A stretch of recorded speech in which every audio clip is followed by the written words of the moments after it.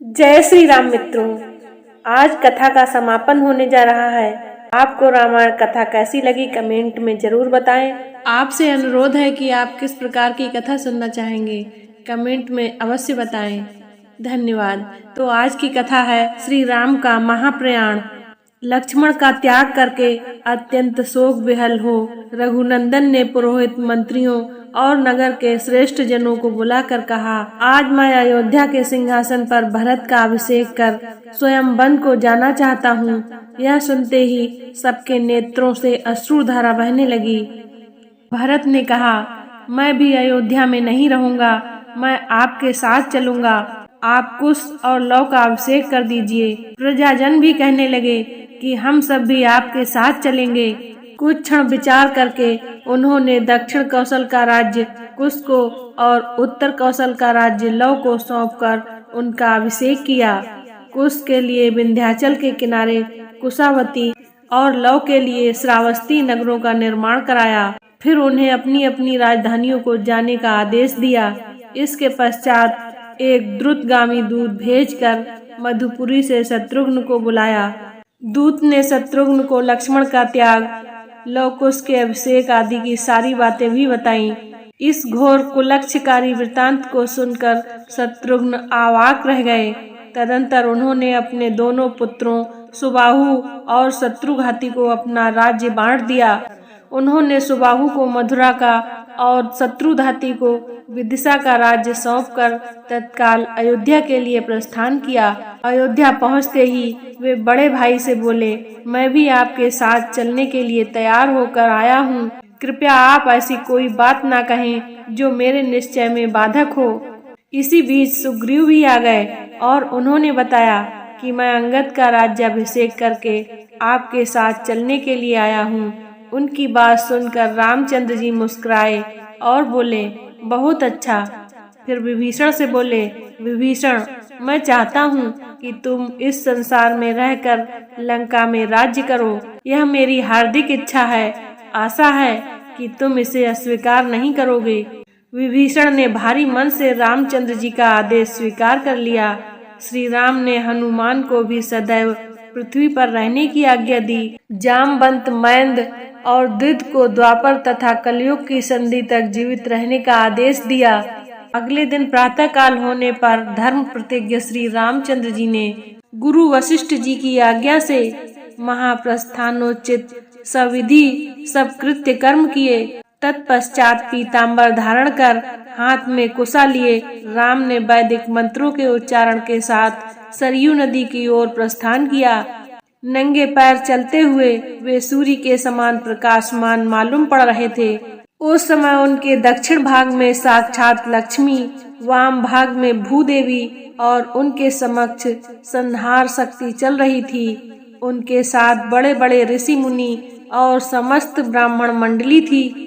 वे सब स्वर्ग का द्वार खुला देखकर उनके साथ चले जा रहे थे। उनके साथ उनके राजमहल के सभी बाल वृद्ध स्त्री पुरुष भी चले आ रहे थे। भरत व शत्रुघ्न भी अपने अपने रनवासों के साथ श्री राम के संग संग चल रहे थे। सब मंत्री तथा सेवकगण अपने परिवारों सहित उनके पीछे पीछे हो लिए।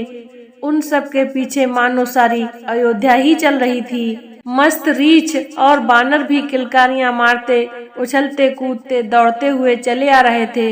इस समस्त समुदाय में कोई भी दुखी अथवा उदास नहीं था, बल्कि सभी इस प्रकार प्रफुल्लित थे जैसे छोटे बच्चे मनचाहा खिलौना पाने पर प्रसन्न होते हैं। इस प्रकार चलते हुए वे सरयू नदी के पास पहुँचे। उसी समय सृष्टिकर्ता ब्रह्मा जी सब देवताओं और ऋषियों के साथ वहां आ पहुँचे। श्री राम को स्वर्ग ले जाने के लिए करोड़ों विमान भी वहां उपस्थित हुए। उस समय समस्त आकाश मंडल दिव्य तेज से दमकने लगा। शीतल मंद सुगंधित वायु बहने लगी। आकाश में गंधर्व दुदुम्बियां बजाने लगे। अप्सराएं नृत्य करने लगीं और देवतागण फूल बरसाने लगे। श्री रामचंद्र जी ने सभी भाइयों और साथ में आए हुए जन समुदाय के साथ पैदल ही सरयू नदी में प्रवेश किया। तब आकाश में ब्रह्मा जी बोले, हे राघव, हे विष्णु, आपका मंगल हो। हे विष्णु रूप रघुनंदन, आप अपने भाइयों के साथ अपने स्वरूप भूत लोक में प्रवेश करें, चाहे आप चतुर्भुज विष्णु रूप धारण करें और चाहे सनातन आकाशमय अव्यक्त ब्रह्मा रूप में रहें। पितामह ब्रह्मा जी की स्तुति सुनकर श्री राम वैष्णवी तेज में प्रविष्ट हो विष्णुमय हो गए। सब देवता, ऋषि मुनि, मरुदगण, इंद्र और अग्निदेव उनकी पूजा करने लगे। नाग, यक्ष, किन्नर, अप्सराएं तथा राक्षस आदि प्रसन्न होकर उनकी स्तुति करने लगे।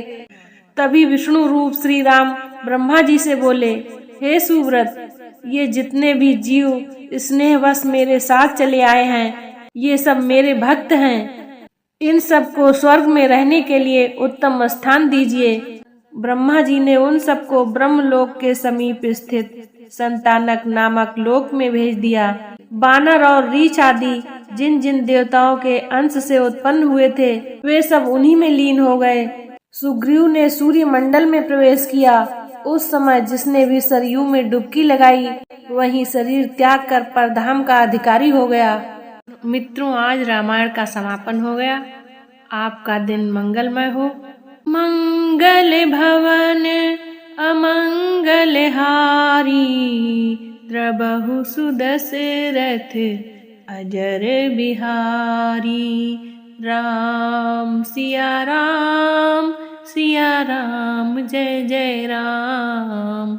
राम सिया राम, सिया राम जय जय राम। सीता राम चरित अति पावन, मधुर सरस और अति मन भावन। पुनि पुनि कितने हो सुने सुनाए, ये की प्यास बुझत न बुझाए। श्री रघुवीर भक्त हितकारी, सुन लीजिए प्रभु अरज हमारी।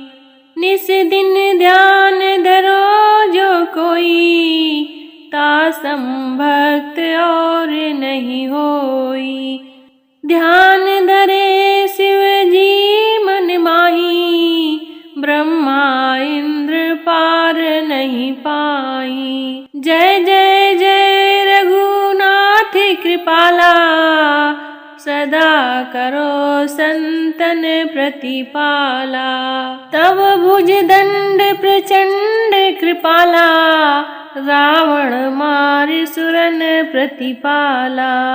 तुम अनाथ के नाथ गोसाई, दीनन के हो सदा सहाई। मंगल भवन अमंगल हारी, द्रुवहु सुदशरथ अचर बिहारी। राम सिया राम, सिया राम जय जय राम।